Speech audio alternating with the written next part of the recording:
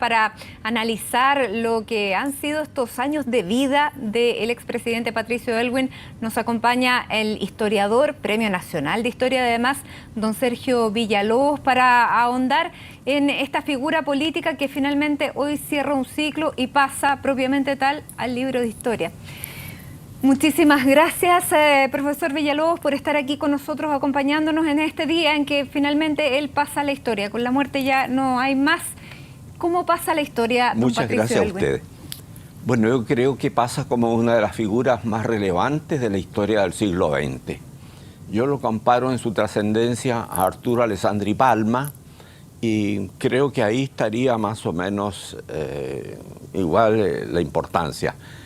Hay figuras muy importantes como don Pedro Aguirre Cerda, como Eduardo Frei Montalva, pero creo que Aylwin, por su acción, la dirección que imprimió al país, la sabiduría con que manejó las cosas, fue superior a estos últimos.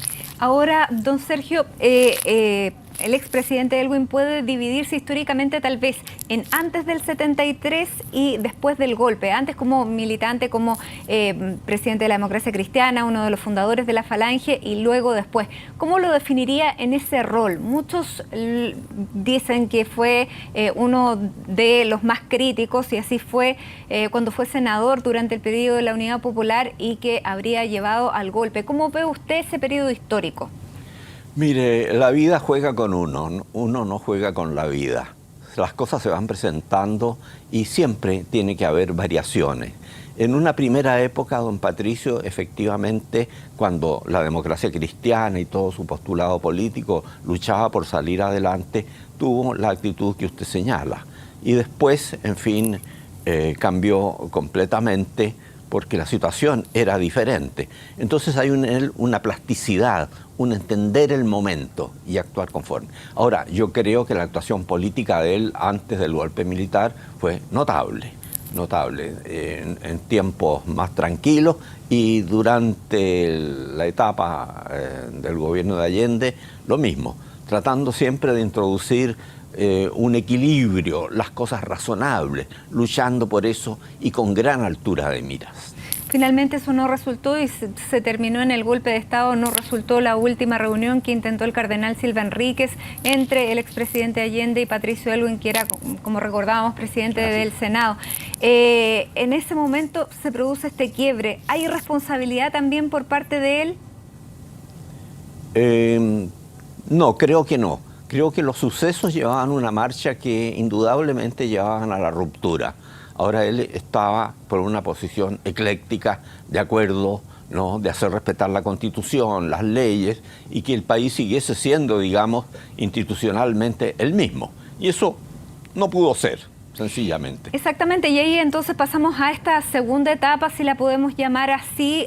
Ustedes son los historiadores y los encargados de hacer las divisiones, pero viene esta segunda etapa de don Patricio Aylwin, ya como ex presidente del Senado, ya los partidos políticos estaban prescritos, y empieza este trabajo por volver a la democracia. ¿Cuándo lo conoce usted a él personalmente?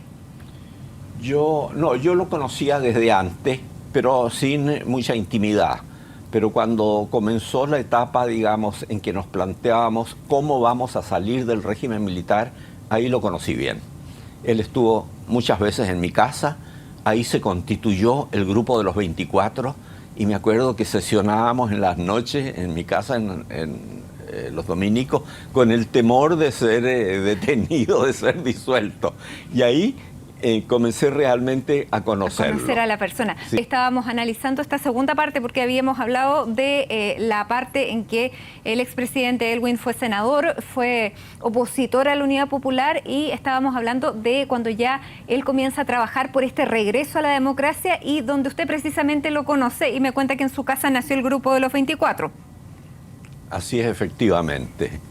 Y con la idea de reunir a distintos sectores opositores sin hacer discriminación de partidos, porque ese era el criterio de don Patricio, el criterio de Edgardo Benninger, de Manuel Sangüesa, en fin, que eran como los caudillos de este movimiento. Don Sergio, don Patricio Aylwin era el hombre indicado para convertirse en el primer presidente del regreso a la democracia? Porque dentro de la democracia cristiana hubo una cierta pugna, finalmente salió elegido él.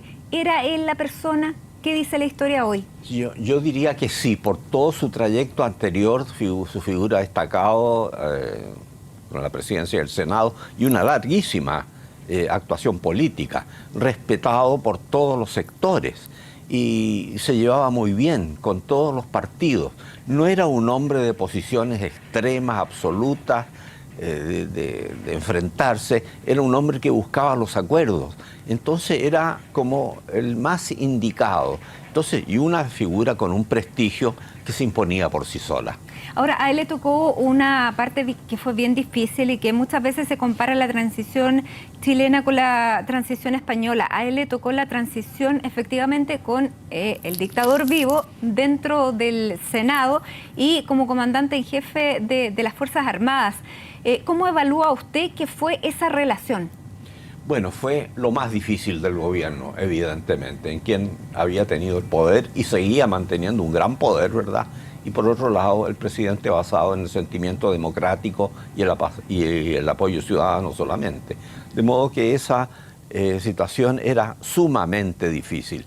Ahora, don Patricio supo llevarlo con tacto, con prudencia, sin imponer medidas de cualquier forma, sino que tratando de convencer, de arreglar las cosas de a poco, porque en historia no todo ocurre de determinado día rápidamente, sino que son procesos largos, ¿no? Eso él lo entendía perfectamente y lo manejó muy bien. Pero finalmente los militares no tuvieron más un rol político y eso sí fue de un día para otro. Cuando Augusto Pinochet se saca la banda, se la pasa a Gabriel Valdés y Gabriel Valdés finalmente se la pone a Patricio Aylwin. Eso terminó ahí. ¿Fue un éxito que no se conocía, no hay parangones que lo podamos comparar? Efectivamente, fue algo sumamente novedoso e importante. Ahora, una cosa es entregar la banda y otra es mantener retazos del poder y seguir detrás de eso actuando. Y don Patricio fue realmente genial para equilibrar, digamos, las aspiraciones ciudadanas que presionaban por cambios drásticos. Incluso pensaban en persecución de los derrotados del día anterior. Don Patricio tuvo la prudencia de imponer una tranquilidad, no exagerar las persecuciones. De eso yo tuve experiencias personales con él. ¿Y las podemos compartir? Sí, por ejemplo, en la dirección de bibliotecas donde me designó, había cargos de confianza exclusiva. Eso no había problema para sacar a la gente. Había otros que habían cometido faltas, delitos, etcétera, y que cabía, digamos, perseguirlo y por su adhesión descarada con el gobierno militar. Y él se opuso a tomar medidas drásticas. Me lo dijo. Y yo estuve de acuerdo que por la tranquilidad en el servicio y la tranquilidad en el país había que tener cierta condescendencia. Ahora, a él se le criticó mucho, pese a que abrió las investigaciones en derechos humanos y él quiso primero investigar, pese a que los delitos pudieran estar prescritos, siempre promovió esa idea de investigar, pero se le criticó mucho la frase de buscar la justicia en la medida de lo posible. ¿En esa época era lo único que cabía, don Sergio? Creo que sí, y eso es parte de una sabiduría política. Estando en el gobierno o con poder político no se hace lo que uno quiere, sino que lo que puede, sencillamente. Y así se va abriendo paso a las cosas. Así que me parece que fue un buen proceder. Ahora, cuando él entrega estos documentos que son el informe Rettig, el año, aquí lo tengo, en marzo del 91, finalmente él entrega estos en un acto bastante solemne y él se quiebra emocionalmente y pide perdón. ¿Usted cree que esa petición de perdón fue justa? ¿Era él el que tenía que pedir perdón? Me parece discutible, por lo menos. Eso. ¿Había otros que había que pedirle el perdón o el perdón no se puede pedir? ¿Quién tenía que pedir perdón? ¿Él? ¿Por qué? No, era el otro grupo el que tenía que pedir perdón. Pero él se mantiene en una posición así. ¿Asumió un rol de Estado en ese minuto? Sí, con cierta condescendencia, digamos. Pese a eso, ¿cómo califica usted el rol que tuvo él en el cuidado y la persecución también judicial contra los que violaron los derechos humanos y finalmente la persecución contra ellos? Bueno, eso era lógico y natural, ¿no? Procede dentro del mismo sistema jurídico y eso era inevitable hasta donde era posible, porque no se podían extremar medidas de ninguna manera. Hay toda una fuerza que está ausente del gobierno, que está detrás del gobierno presionando, y entonces la estabilidad del gobierno y de la restauración, toda esta, era precaria y había que manejarse con mucho tacto. ¿Usted cree que en algún momento el gobierno de Patricio Aylwin estuvo en peligro? Estoy pensando en el acuartelamiento y en el boinazo. Creo que sí. Creo que fueron sumamente difíciles. Y el caso de los Pinochet, que es vergonzoso moralmente, ¿no? También. El boinazo y estos ejercicios de enlace con el Ministerio de Educación rodeado por las Fuerzas Armadas, eran una amenaza, pero obvia, evidente, ante lo cual no se podía hacer nada. Ahora, dentro de las relaciones internacionales, a él le tocó sacar al país finalmente nuevamente al exterior, llevarlo, viajó mucho en la promoción de este nuevo Chile que se abría, buscando también inversiones, pero también tuvo una derrota en materia internacional que fue el tema de Campos de Hielo Sur. ¿Cómo se evalúa políticamente y históricamente esa derrota que frente a esta situación frente a Argentina, que en ese momento era presidente Carlos Menem? Ellos piden que hay un arbitraje. El arbitraje finalmente termina con 560 kilómetros cuadrados menos de territorio para Chile. Bueno, así son los arbitrajes, pues. Cuando uno los acepta, se expone al resultado final. Y eso es lo que cabe en derecho internacional. Ahora, el caso de el campo de Hielo Sur era un retazo de antiguos problemas mucho más graves. Entonces era casi la nada, era casi lo mismo, no importaba tanto. Ahora, la tranquilidad del país sí que era mucho más valiosa. Ahora, en nuestras relaciones con Argentina siempre ha pesado el mayor poderío de Argentina.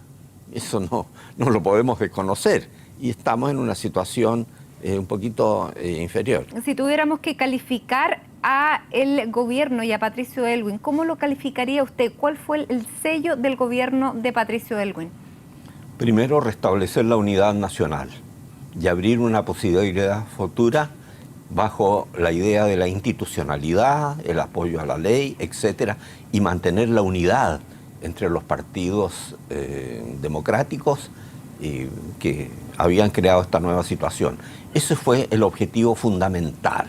Ahora, no se hicieron quizás grandes transformaciones en lo económico y social, porque esto otro era apremiante.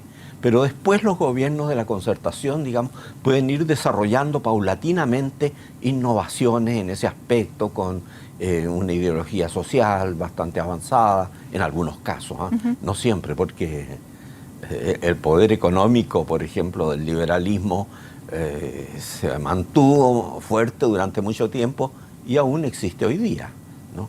Entonces, son etapas históricas. La historia es un proceso continuo de cambio.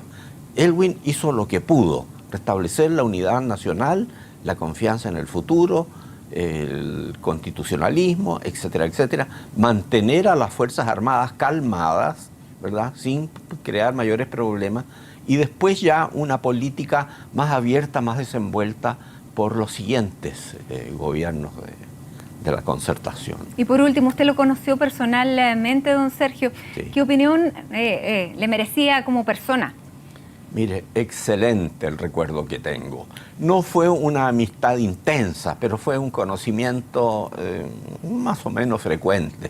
Era el típico hombre que vivía la moral del político del siglo XIX. El apego al orden, el honradez, el considerar a los demás, no atropellar, ¿no? En eso era un hombre sumamente bondadoso. Trataba de convencer, nunca de imponer a la fuerza nada. Entonces eso me impresionó siempre muy favorablemente. Y el trato con él fue expedito, sin ningún problema jamás. Don Sergio Villalobos, Premio Nacional de Historia, muchísimas gracias por habernos acompañado esta tarde aquí en CNN Chile, evaluando un poco este capítulo que se cierra en la vida de Patricio Aylwin, evaluando su legado, por cierto, así que le queremos agradecer a nombre de CNN Chile que haya estado aquí con nosotros. Muy buenas tardes. Yo soy el que debe agradecer. Y hasta ahora entonces nos vamos a la pausa.